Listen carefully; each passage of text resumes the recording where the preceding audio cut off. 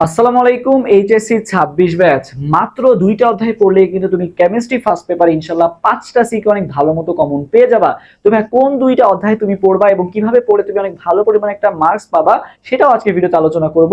এবং MCQ part, যেটা তোমরা অনেকেই দুশ্চিন্তায় থাকো, তো এমসিকিউ পার্টের সাজেশন আমি এই ভিডিও লাস্টে দিয়ে দিব। সো সবাই ভিডিওটা মনোযোগ সহকারে দেখবা এবং ফ্রেন্ডদের সাথে ভিডিওটা শেয়ার করে দিবা, তাহলে তারাও কিন্তু অনেক উপকৃত হবে। তো এবার চলো আমরা শুরু করি। তো ফার্স্টে আমাদের এটা মাথায় রাখতে হবে, কেমিস্ট্রি ফার্স্ট পেপার আমাদের কেন অধ্যায় সিলেকশন করা জরুরি। কারণ তোমার হাতে কিন্তু একটা মোটামুটি ভালো পরিমাণে টাইম আছে। সো তুমি যদি অর্গানাইজড ওয়েতে আগাতে পারো তাহলে কিন্তু খুব ভালো পরিমাণে একটা রিভিশন হয়ে যাবে। তুমি আগে আমরা জেনে নিই যে কোন চ্যাপ্টার থেকে কয়টা সিকিউ আসে।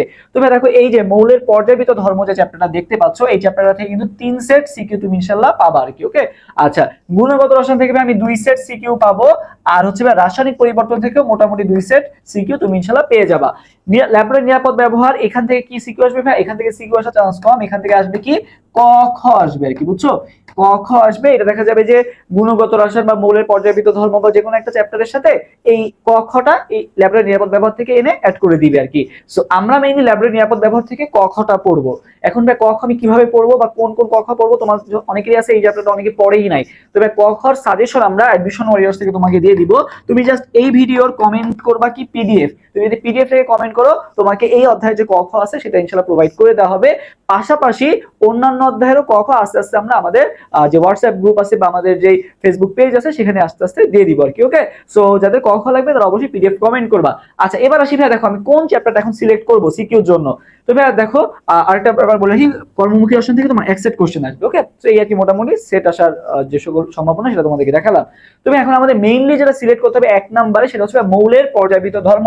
অধ্যায়টা অনেকের কাছেই কঠিন লাগে, বাট অধ্যায়টা কিন্তু খুবই সহজ। এখানে তেমন আর কি প্যাচ দেওয়া জায়গা নাই। এখানে সংকরায়ন থেকে, তারপর হচ্ছে তোমার ফাজানের নীতি যেগুলো আছে এখান থেকে, তারপর হচ্ছে ক্রোম যেটা আছে যে কার সক্রিয়তা কার থেকে বেশি বা কার হচ্ছে আয়নীকরণ শক্তি বেশি, এই সকল যে জিনিসপাতিগুলা এখান থেকে আসবে। সো কোন চ্যাপ্টার থেকে কি কি সিকিউ আসবে সেটার উপর আমি একটা আলাদা ভিডিও দিয়ে দিব, যে কোন কোন টপিক গুরুত্বপূর্ণ কোন অধ্যায়ের, সেটাও তোমরা ইন ডিটেইলসে জানতে পারবা। সো আপাতত আমরা দেখি। সো মৌলের পর্যায়বৃত্ত ধর্ম থেকে যেটা 3 সেট আসবে, তো তুমি মৌলের পর্যায়বৃত্ত ধর্মটা যেহেতু তোমার মোটামুটি টাইম আছে, সো এই টাইমের মধ্যে মৌলের পর্যায়বৃত্ত ধর্ম অনেক ভালো মতো কভার করা পসিবল। ওকে, আচ্ছা, এবার আসি ভাই গুণগত রসায়ন নাকি রাসায়নিক পরিবর্তন, আমি কোনটা অ্যান্সার করব? দুইটা থেকে তবে 2 সেট আসার চান্সই বেশি। তবে আমি তোমাকে যেটা সাজেস্ট করব, তুমি যদি গুণগত রসায়নটা অ্যান্সার করো সেক্ষেত্রে তোমার মার্কস পাওয়ার পসিবিলিটিটা বেশি থাকবে। কারণ এই গুণগত রসায়ন থেকে তোমার এমসিকিউ পার্টেও দেখবা বেশি কোশ্চেন আসছে তুলনামূলক রাসায়নিক পরিবর্তন থেকে। সো আমি তোমার জায়গায় থাকলে গুণগত রসায়নটা ভালো মতো পড়ার চেষ্টা করতাম। আর এবার ভাইয়া কর্মমুখী রসায়ন, কর্মমুখী রসায়ন থেকে কি আমি অ্যাকসেপ্ট অ্যান্সার করব? আমি বলবো যে না, তোমার প্রিপারেশন যদি ভালো হয় সেক্ষেত্রে তোমার এটা দরকার নেই। তোমার প্রিপারেশন যদি খারাপ হয় তুলনামূলক, সেক্ষেত্রে তুমি কি করবা? সেক্ষেত্রে কর্মমুখী রসায়ন একটা ভালো তোমার জন্য চয়েস হবে। কারণ কর্মমুখী রসায়ন হচ্ছে থিওরিটিক্যাল জিনিস বেশি। গুণগত রসায়ন থেকে কেএসপি কে আইতে আসবে, তুমি জাস্ট ম্যাথটা করে দিবা, ফুল মার্কস পেয়ে যাবা। মৌলের পর্যায়বৃত্ত ধর্ম থেকে তুমি হচ্ছে এই যে চিত্র আঁকা বা সংকরায়নের এইগুলো করবা, দেখবা ফুল মার্কস পেয়ে গেছো। সো রাসায়নিক পরিবর্তনও সেম, এইসব জায়গা থেকে হচ্ছে ফুল মার্কস পাওয়া যায়। এখানে তো স্যার তোমাকে মার্কস কম বেশি দিতে পারবে না, যেটা অ্যান্সার করছো ওইটা যদি ঠিক হয় মার্কস ফুল পেয়ে যাবা। বাট এই ক্ষেত্রে কর্মমুখী রসায়নের ক্ষেত্রে এক্ষেত্রে কিন্তু সিকিউতে দেখা যায় যে মার্কস তোলা কিন্তু তুলনামূলক টাফ থাকে। সো আমি বলবো যে প্রিপারেশন একদম যদি তোমাদের যাদের খারাপ আছে, তোমরা কিভাবে সিকিউ অ্যান্সার করবা, তোমাদের জন্য কর্মমুখী রসায়ন একটা বেস্ট অপশন আর কি। ওকে, সো কর্মমুখী রসায়ন অ্যান্সার করবা। পাশাপাশি তোমাদের জন্য মৌলের পর্যায়বৃত্ত ধর্মটা চ্যাপ্টারটা একটু তুলনামূলক টাফ হয়ে যাবে, বাট চেষ্টা করবা আর কি এখান থেকে যাতে এক সেট অন্তত বাঁধানো যায় আর কি, বুঝছো? মৌলের পর্যায়বৃত্ত ধর্ম থেকে তুমি এক সেট বাঁধানোর চেষ্টা করলে আর কি। ওকে, সো কর্মমুখী রসায়ন থেকে তুমি এক সেট বাঁধাইলা, মৌলের পর্যায়বৃত্ত ধর্ম থেকে তুমি এক সেট বাঁধাও। তারপর দেখো তুমি যদি গুণগত রসায়নে যদি যাও, গুণগত রসায়নের টপিকগুলো কিন্তু খুবই ইজি আর কি। ওকে, সো কেএসপি কেআইপি জিনিসটা যদি তুমি পড়ে যাও, কিছু স্পেসিফিক টপিক পড়লেই মোটামুটি তুমি এখান থেকে কমন পেয়ে যাবে আর কি।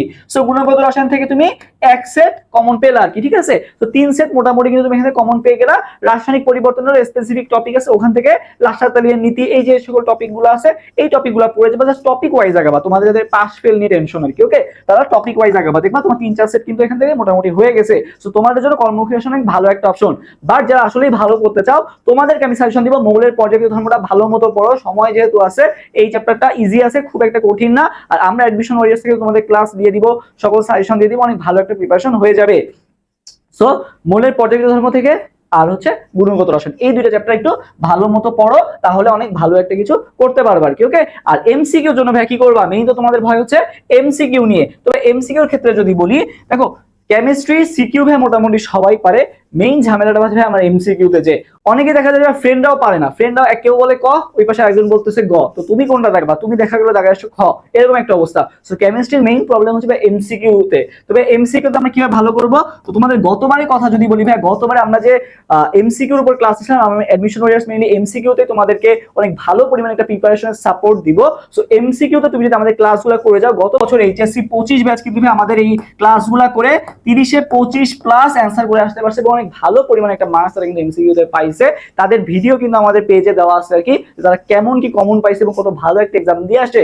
সো আমরা কিন্তু সম্পূর্ণ ফ্রিতেই তোমাদের এমসিকিউ সাপোর্ট দিয়ে যাবো। প্রতিটা অধ্যায়ের এমসিকিউ ক্লাস মাত্র দেখা গেছে যে 40টা বা 50টা এরকম করে এমসিকিউ তোমাদের ক্লাস করে দিবে এবং এর মধ্যে থেকে দেখা গেল চলে আসবে আর কি। ওকে, আর তুমি যদি বোর্ড পড়তে যাও দেখবে যে অনেক এমসিকিউ, ঠিক আছে, প্রায় 1000, মানে টেস্ট পেপার যখন খুলো দেখবে 1000 বা আরো বেশি, ঠিক আছে, কারণ আগে তো 8-9টা বোর্ডে তোমার হচ্ছে এক্সাম হইতো। তো আমরা কিন্তু সব মিলায় তোমাকে মাত্র 50 থেকে 60টা এমসিকিউ সলভ করাবো, এর মধ্যে থেকেই দেখবা ইনশাল্লাহ পরীক্ষায় চলে আসছে। সো ক্লাসগুলো ভালো মতো করবা। অনেকে খালি পিডিএফ করো, পিডিএফ পড়লে হচ্ছে দেখা গেছে তুমি পড়তেছো অনেক, তুমি প্রায় 10,000-12,000 এমসিকিউ সলভ করে যাচ্ছ, তারপর দেখবা যে মাথায় নাই কিছুই। সো ভাইয়ার সাথে ক্লাস করো, 50 থেকে 60 এমসিকিউ করাবো প্রতি অধ্যায়। এগুলা এমন ভাবে তোমাকে পড়াবো যাতে ট্রিক্স এর মাধ্যমে পড়াবো, নিমোনিক্স এর মাধ্যমে পড়াবো, গল্প আকারে পড়াবো, যাতে তোমার মাথায় জিনিসগুলো গেঁথে যাবে এবং তুমি পরীক্ষা হলে দেখবে অটোমেটিক তোমার মনে পড়ে যাচ্ছে।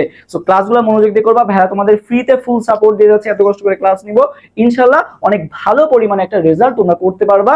সবার জন্য শুভকামনা থাকলো। অ্যাডমিশন ওয়ারিয়ার্স এর সাথে থাকো এবং কোন বিষয়ের উপর তোমার ফার্স্টে ক্লাস লাগবে সেটাও আমাদেরকে কমেন্টে জানাবা। সবার জন্য শুভকামনা এবং যাদের পিডিএফ দরকার অবশ্যই কমেন্ট করবা পিডিএফ। বেস্ট অফ লাক, আল্লাহ হাফেজ, আসসালামু আলাইকুম।